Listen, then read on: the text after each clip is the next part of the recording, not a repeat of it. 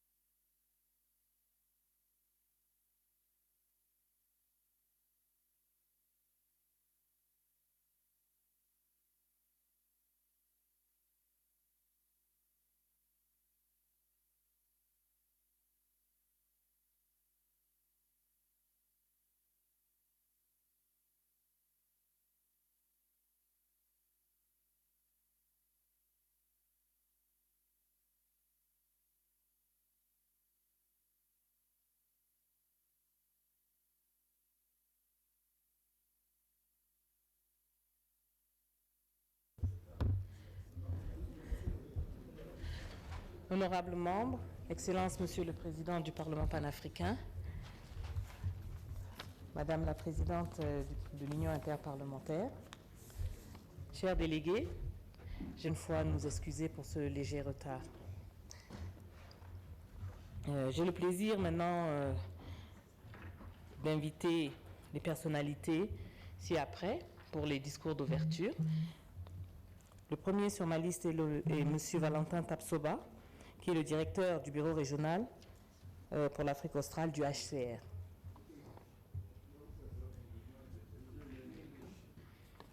Interprétation, l'anglais. C'est le canal 1 normalement pour l'anglais. C'est bon? We're going to start now. We are going to start now.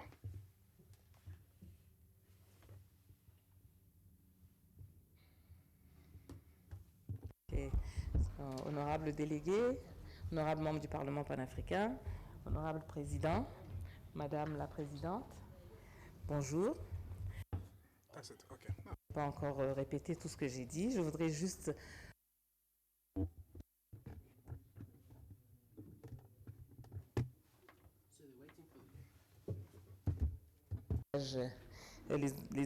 les allocutions d'ouverture, interprétation. Oh là là. Interprétation en anglais, s'il vous plaît. Well, we're ready. We're ready. Thank you. Apologies. Nous sommes prêts. We're ready.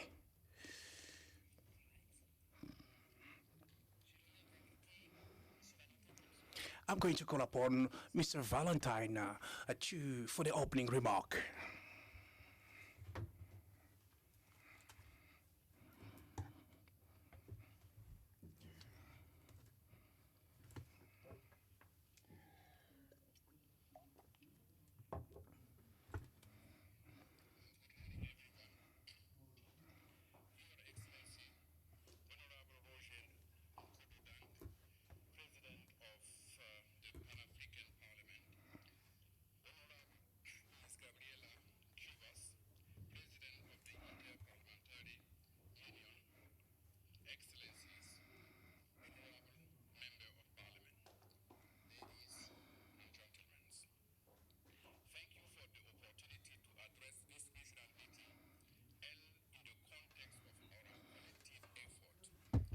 Third, for comprehensive and effective responses to refugee situations in the African continent.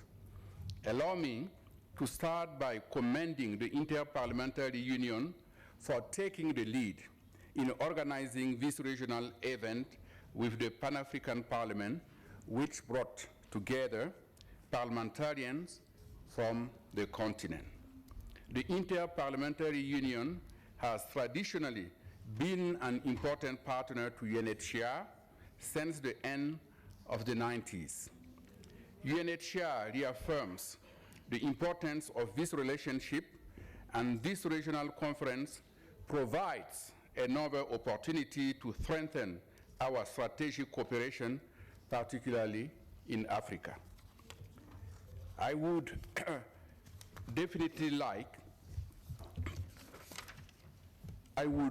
also like to warmly express our deepest appreciation to the Pan-African Parliament for graciously hosting this timely regional conference. UNHCR is pleased with the Memorandum of Understanding between the Pan-African Parliament and UNHCR, which was signed in May of this year to strengthen cooperation in the field of refugees, internally displaced persons, and statelessness.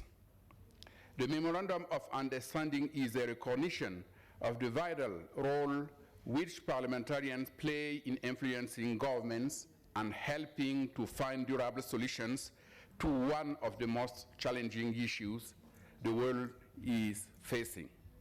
Excellencies, ladies and gentlemen, Africa currently hosts almost 2/3 of the world's displaced, 26.4 million people. Despite this challenge, Africa is and always has been a source of innovative, comprehensive solutions to forced displacement.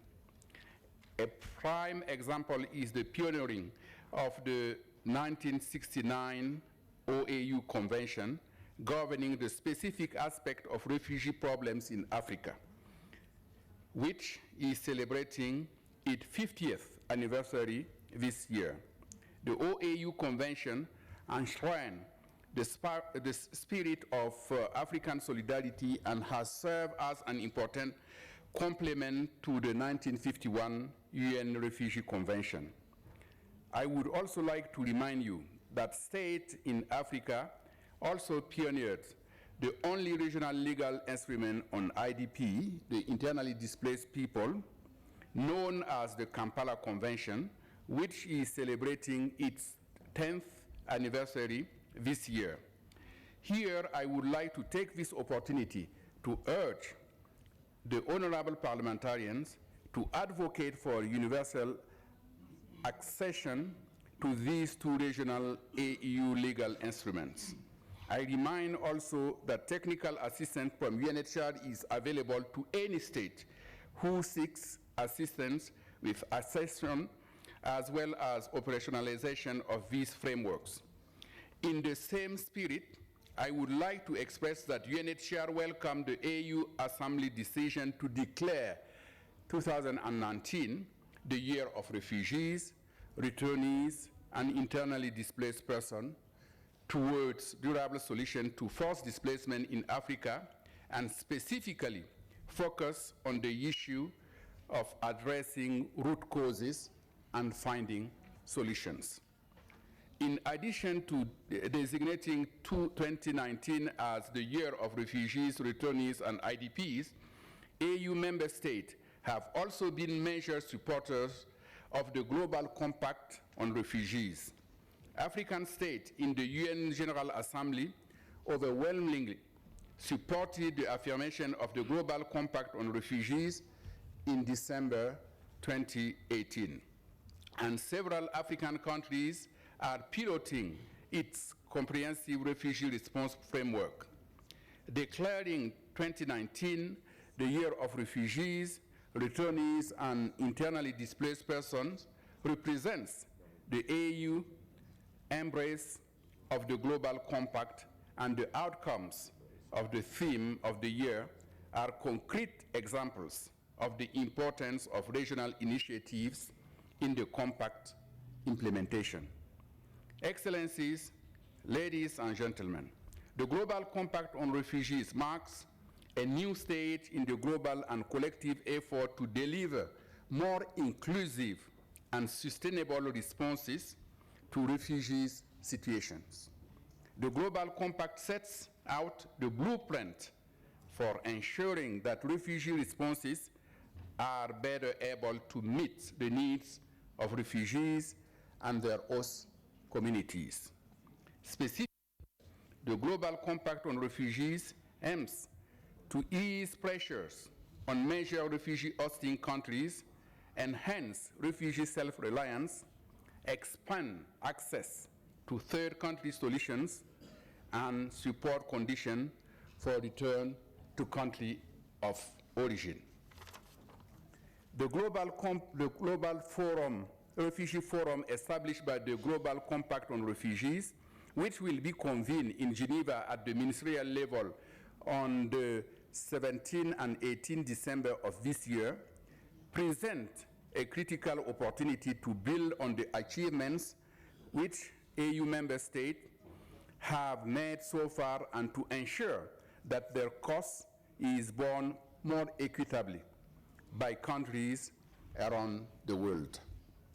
I also would like to acknowledge the pledges made by the Inter-Parliamentary Union to the Global Refugee Forum by committing to raise Parliament's awareness on comprehensive refugee responses, engaging with members of parliaments to support them in taking action in support of refugees and host countries, collecting good parliamentary practices, disseminating them among the parliamentary community, and also organizing trainings and capacity building initiatives for MPs in legislative work complementary to national pledges. In this context, this regional parliamentary conference could not have been timelier in the lead up to the first Global Refugee Forum. Excellencies, ladies and gentlemen, as parliamentarians, you have an important role in preventing, responding to resolving forced displacement. You also can play a critical role in developing laws and policies to protect those in need of international protection.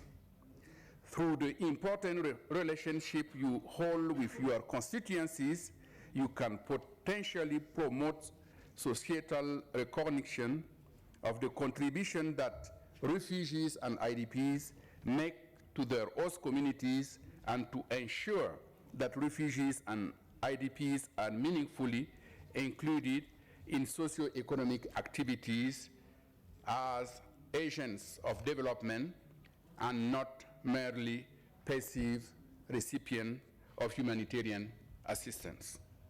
UNHCR is committed to collaborating with the Pan-African Parliament and national parliaments in realizing your key role in comprehensive responses to refugees situations.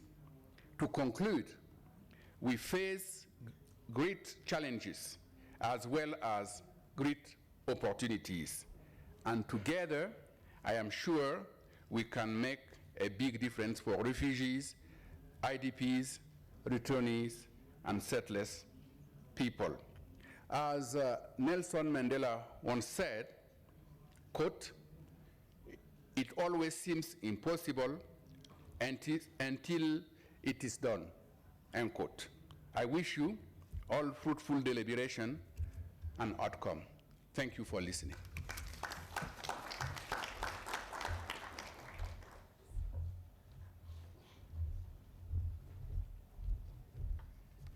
Merci. Thank you, Mr. Tapsova.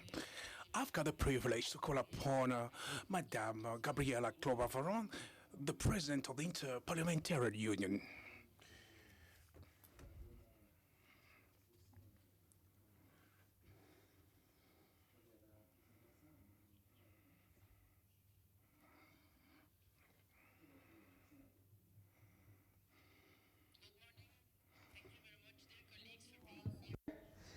It gives me great pleasure to be here today.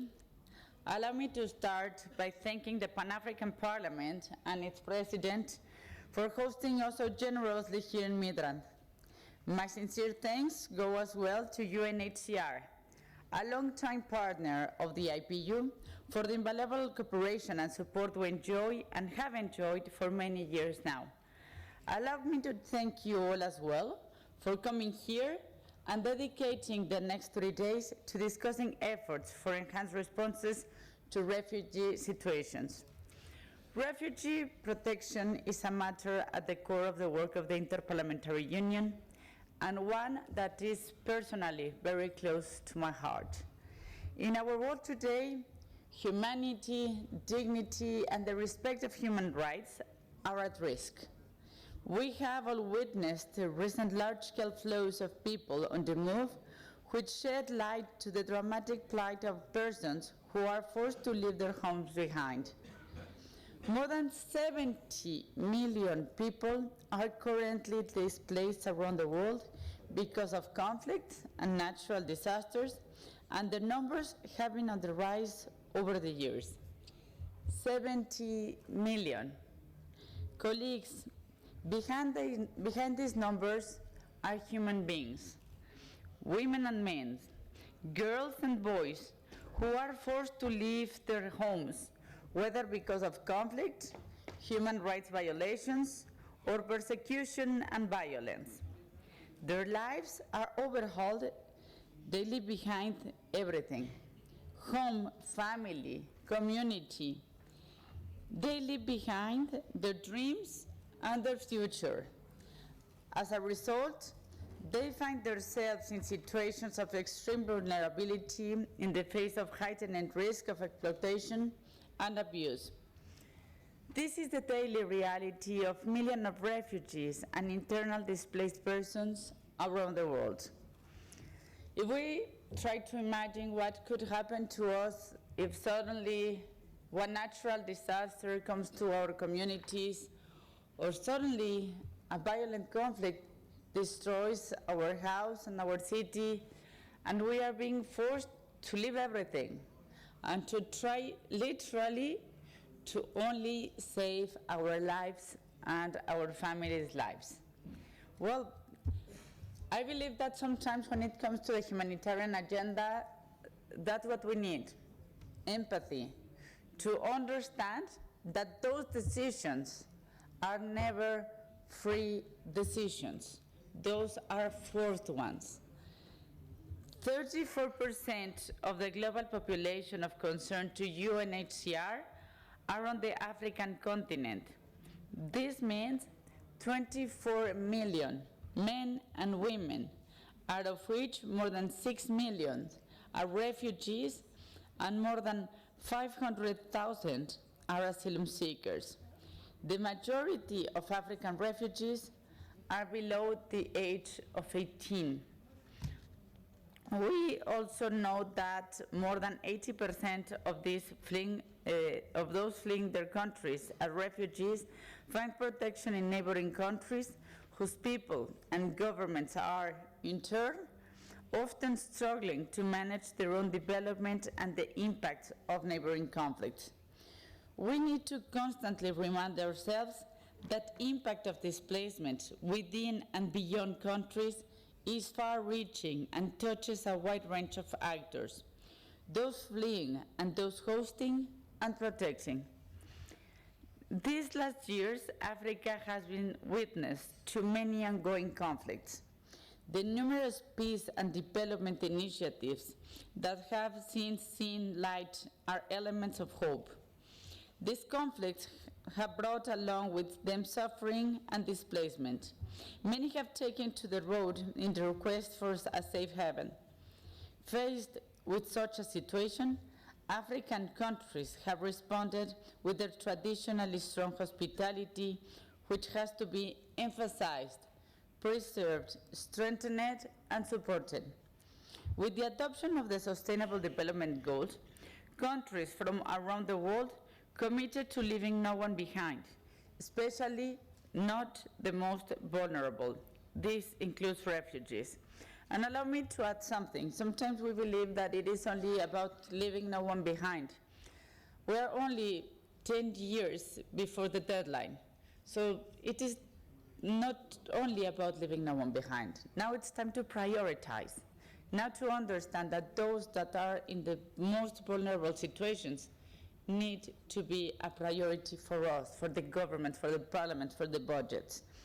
We will be making soon, in December this year, 1 year of the adoption of the Global Compact on Refugees.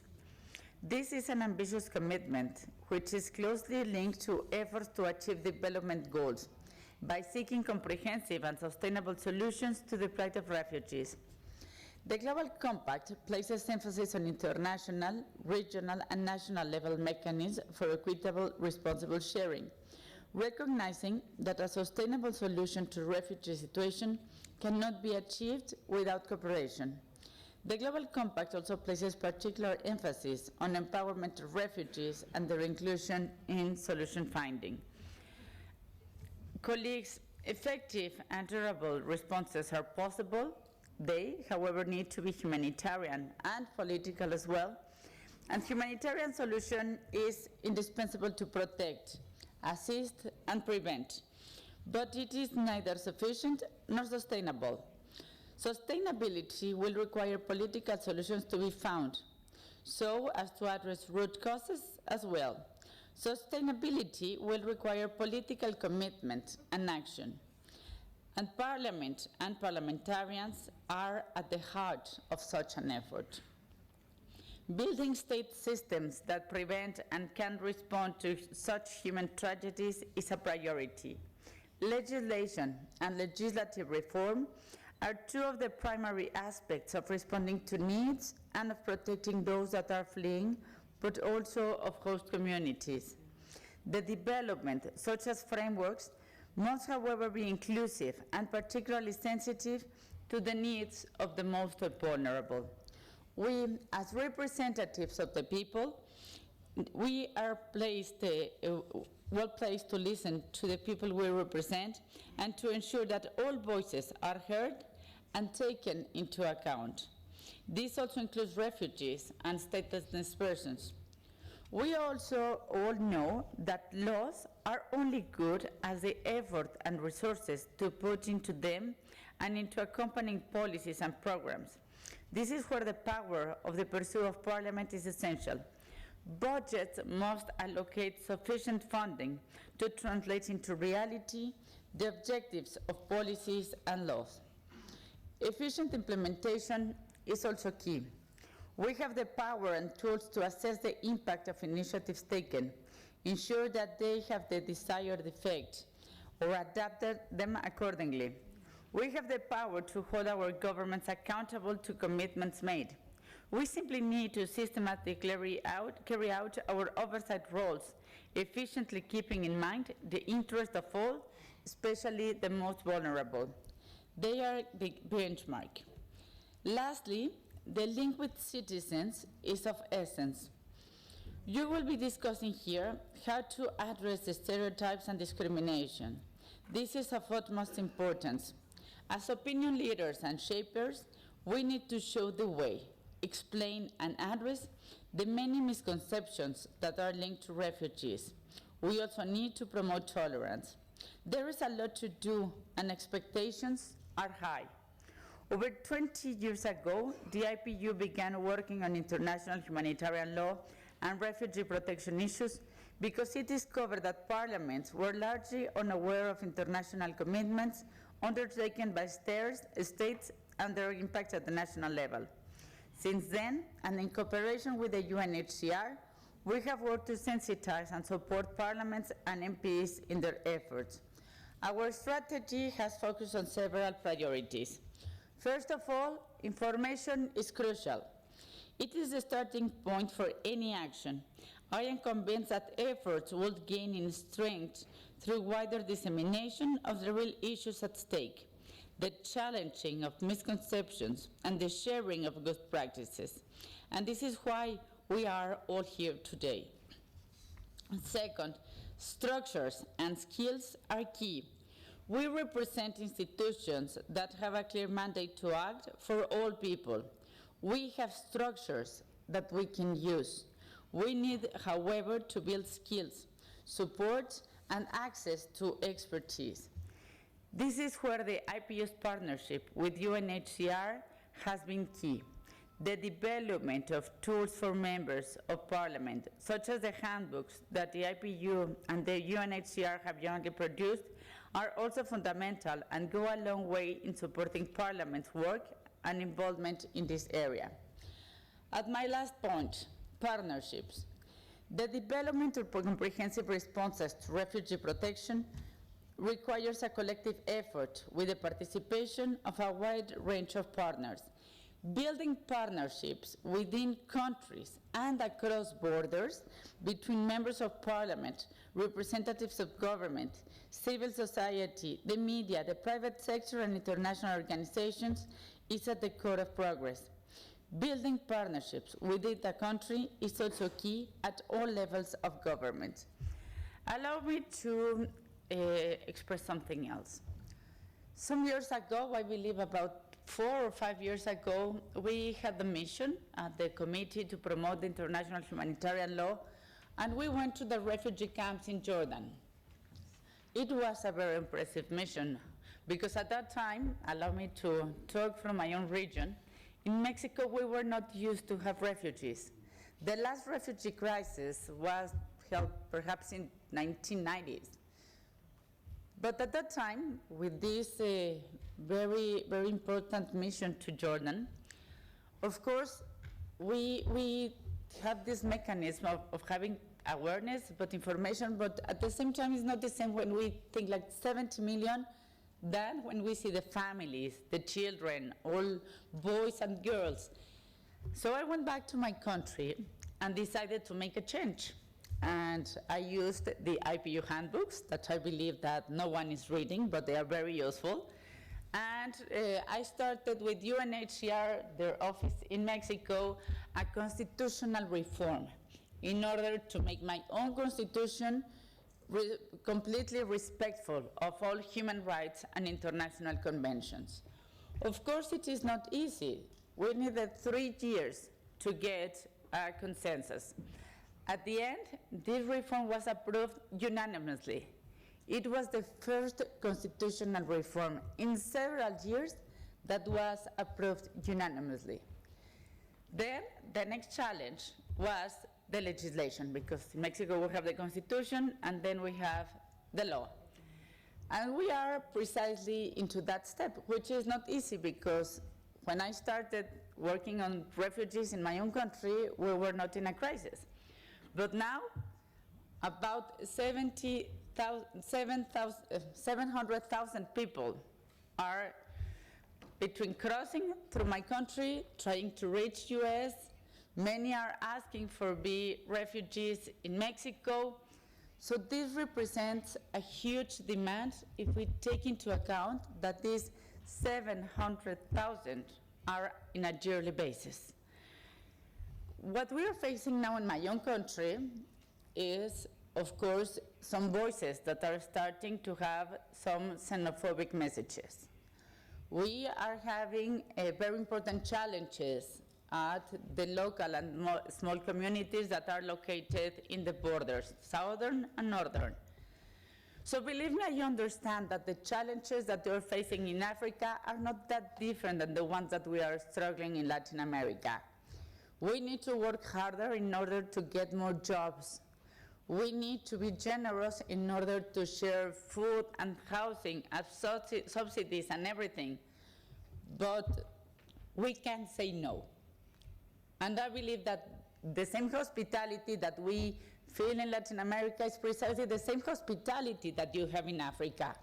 Because I have never seen an African member of parliament complaining about refugees or immigrants. Never. And believe me, I work very close to Parliament. So thank you very much for that wonderful message in Africa.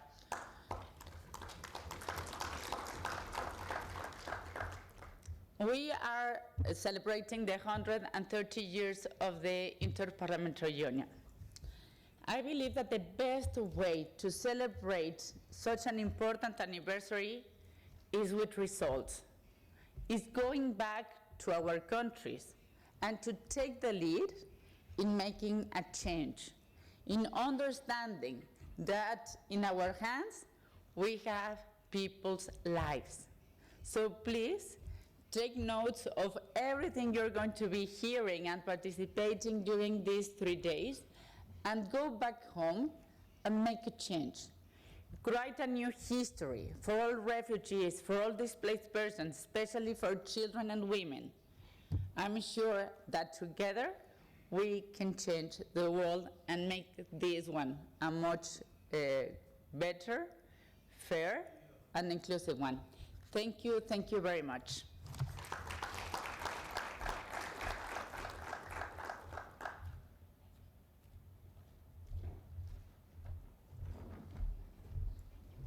Merci, Madame la Thank you, Madam Chair. I've got the privilege to call upon His Excellency Roger Kuduta, the President of the African Parliament.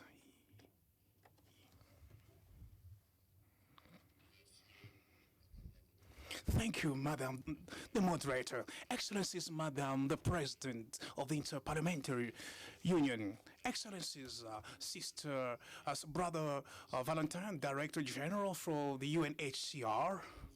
Ladies and gentlemen and deputies, members of the Pan-African Parliament, distinguished guests. Allow me, on behalf of the Secretariat and the Office of the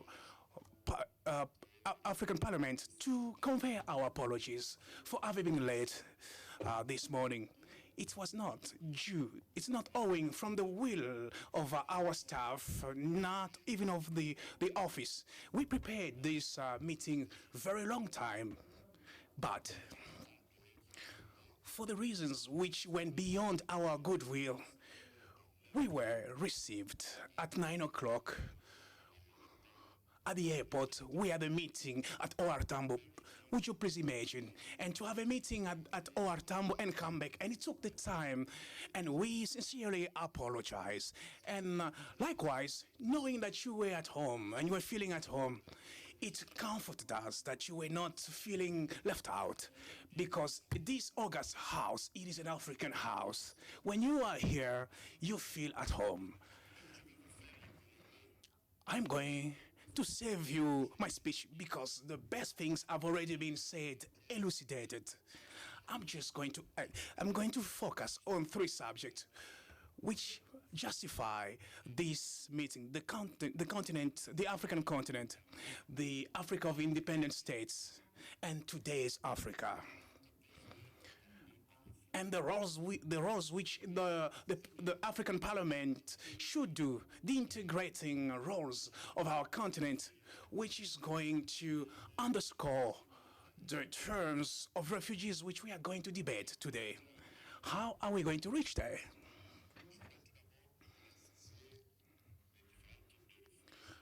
I'm going to elucidate the different types of refugees which we have in Africa. From the eve of independence, we have economic refugees.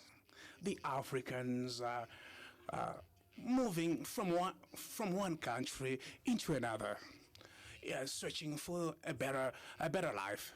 It has taken so much time, and have gone beyond that, thinking, seeing that our raw materials were crossing the Mediterranean, let us go there for our economic betterments. But the greatest barrier which have been erected, which is called the Mediterranean, prevented them and the rules of the northern countries were so difficult. That is why they established themselves around all the Mediterranean countries and are considered as refugees. The political refugees. With the era of the democratization of our continent, we reached to the second category of political refugees. Because in Africa, no election has been won without contestation. And this kind of contestation can even be virulent and violent and may trigger populations to leave their home countries and to go and seek asylum in neighboring countries. Third, with the realities which we have today, we are talking about ecological refugees. The Chad Basin had an area of 2.2 million and a half. This basin now with the climate change, it has lost its shape, and all the populations which were living around it were using fishery, farming. With this basin having lost its waters, and these populations have been pushed to be in quest for good greener pastures, and with subsequent consequences.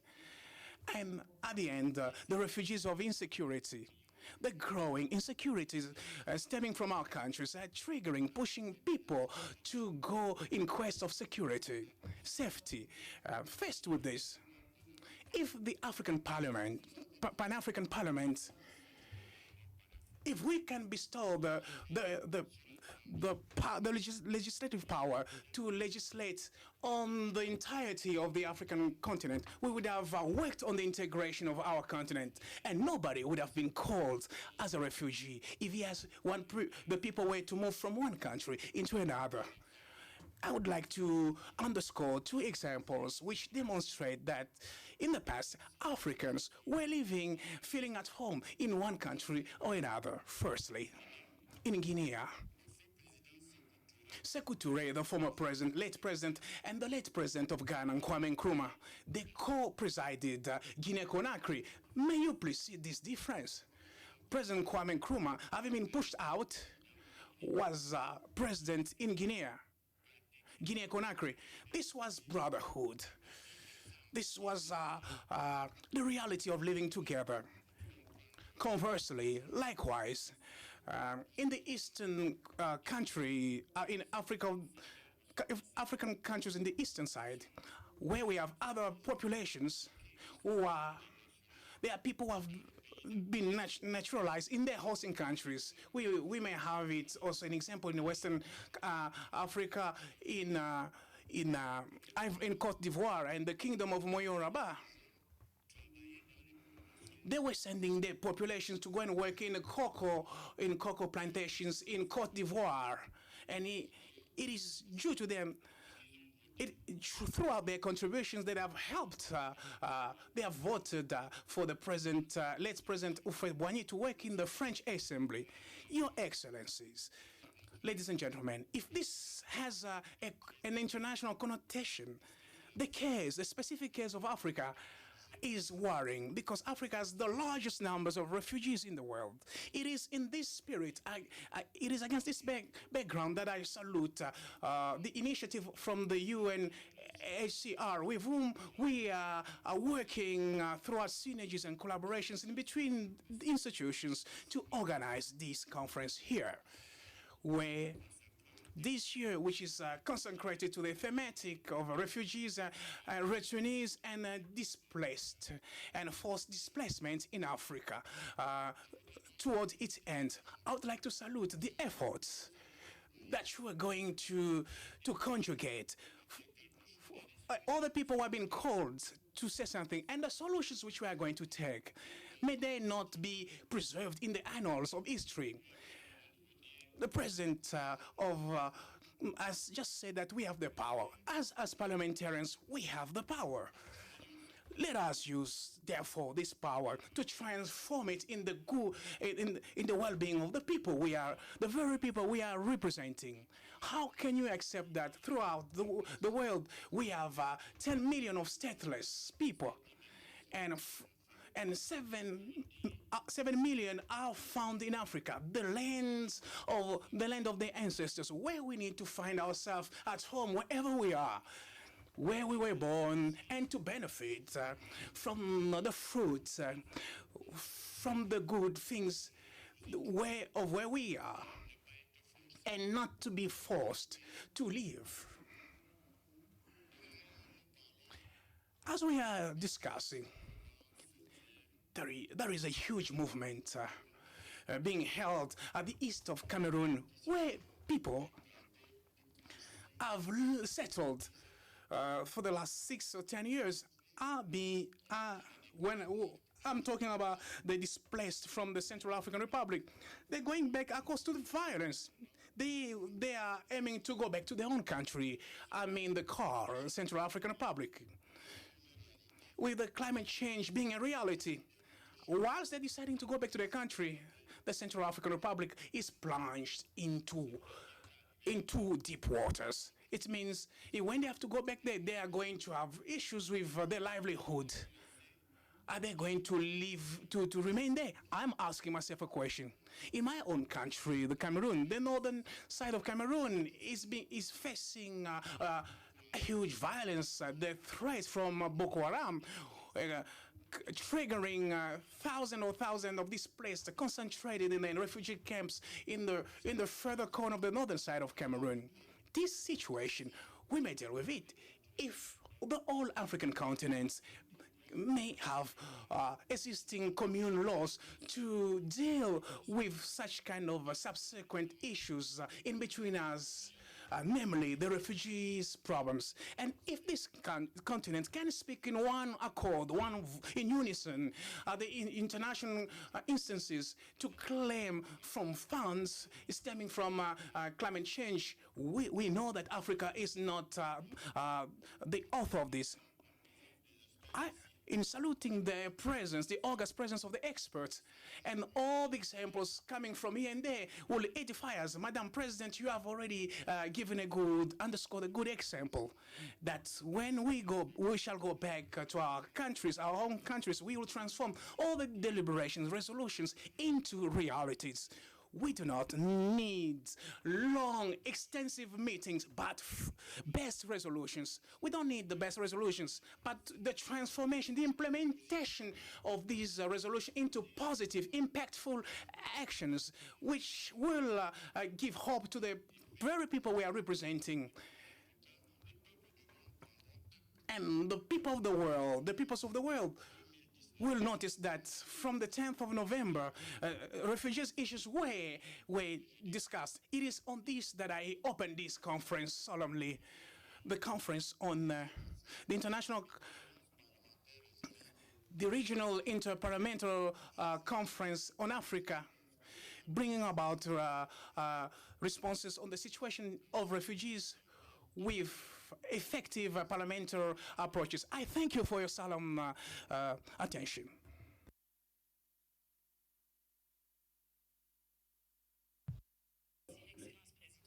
Thank you, Your Excellency, President. I beg your indulgence to rearrange some programs. We need to have a family's photo for the delegation in a few minutes. It will be outside the plenary on your right when you go out. My colleagues from the media shall direct you.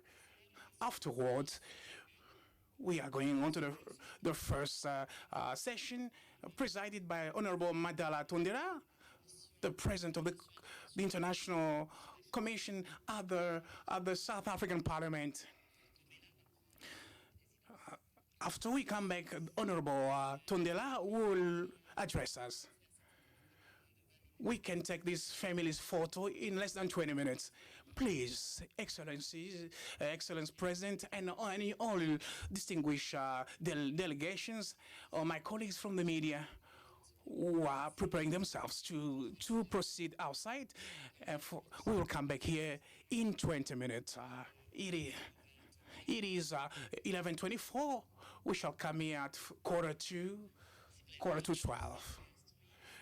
The chair is saying to me that we should take 15 minutes. Please let us proceed. Thank you.